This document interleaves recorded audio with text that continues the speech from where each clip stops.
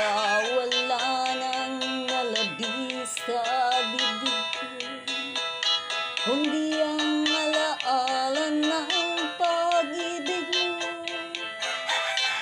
Ang nagtampong pag-ibig mo'y di ko batid, kung minsan pang magbabalik.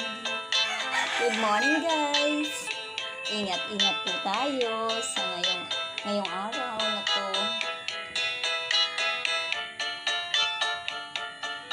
Makulim din guys ang panahon ngayon.